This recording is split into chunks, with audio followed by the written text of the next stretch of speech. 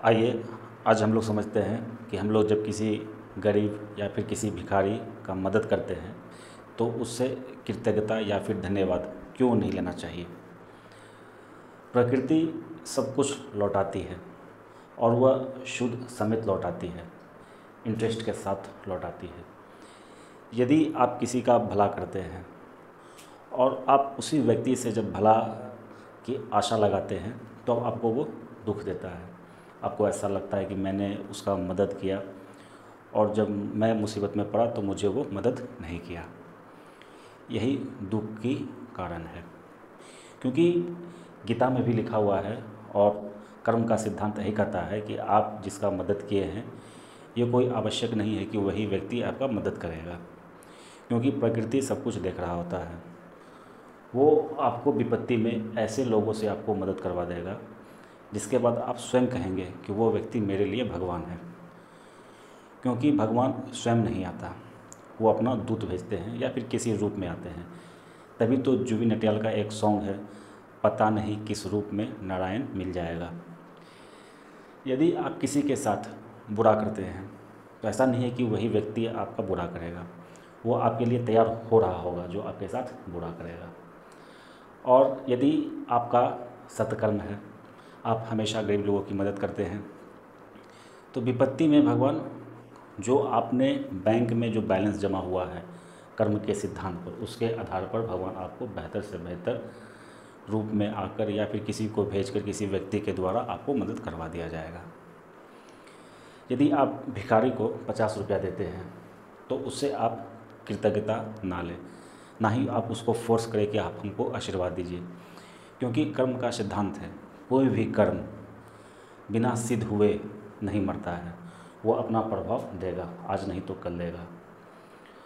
और यदि आप उसे आशीर्वाद ले लिए, आप उसको बोलकर आशीर्वाद ले लिए, वो आशीर्वाद आपको दे देगा, तो आपके कर्म का कुछ अंश वहाँ पर सिद्ध हो गया, यानी कि जो आपका जो स्टोर में था वो वहाँ पर अब कम गया है। और दूसरी बात, आप अपने आप को सौभाग्यशाली मानिए कि संसार में इतना व्यक्ति होते हुए भी उस निर्धन को प्रकृति ने आपको चुना है उसको दान देने के लिए।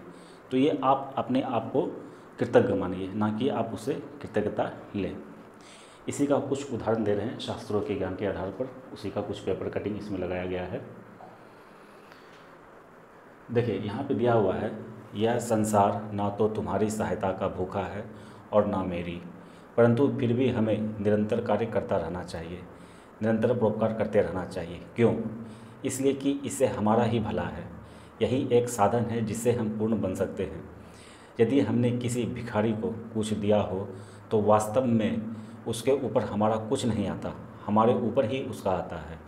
हम पर उसका आभार है, क्योंकि उसने हमें इस बात का अवसर दिया कि हम अपनी दया उस पर कम में ला सके।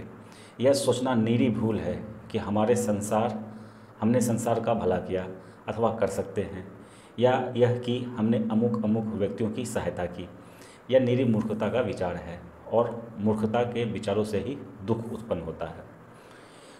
हम कभी कभी सोचते हैं कि हमने अमुक मनुष्य की सहायता की और इसलिए आशा करते हैं कि वह हमें धन्यवाद दे, पर जब वह हमें धन्यवाद नहीं देता तो उससे हमें दुख होता है। हम जो कुछ करें उसके बदले में किसी भी बात का आशा क्यों रखें, बल्कि उल्टे हमें उसी मनुष्य के प्रति कृतज्ञ होना चाहिए जिसकी हम सहायता करते हैं, उसे साक्षात नारायण मानना चाहिए। अब हम लोग दूसरा में देखते हैं, प्रकृति के नियम के बारे में बताया गया है कि प्रकृति सदैव करे नियम से हमारे कर्मों के अनुसार उचित कर्मफल का विधान करती है, इसमें तनिक भी हेरफेर नहीं हो सकता। और इसलिए अपनी ओर से चाहे हम किसी कर्तव्य को स्वीकार करने के लिए भले ही अनिच्छुक हों, फिर भी वास्तव में हमारे कर्म फल के अनुसार ही कर्तव्य निर्दिष्ट होते हैं। एक और दिया हुआ है, कर्म के सिद्धांत को ये वेरीफाई करता है। कर्म करके कर्म फल की आकांक्षा ना करना, किसी मनुष्य की सहायता करके उसे किसी प्रकार की कृतज्ञता की आशा ना रखना, कोई सत्कर्म करके भी इस बात की ओर नज़र तक ना देना कि वह हमें यश और कीर्ति देगा अथवा नहीं। इस संसार में सबसे कठिन बात है, संसार जब तारीफ करने लगता है तब निहायत बुज़दिल भी बहादुर बन जाता है। अब देखिए, कर्मयोग के अनुसार बिना फल उत्पन्न किए हुए कोई भी कर्म नष्ट नहीं होता। प्रकृति की कोई भी शक्ति उसे फल उत्पन्न करने से नहीं रोक सकती। यदि बुरा किए हैं तो बुरा कर्म फल भोगना पड़ेगा, और अगर सही किए हैं तो सही कर्म फल आपके सामने आएगा।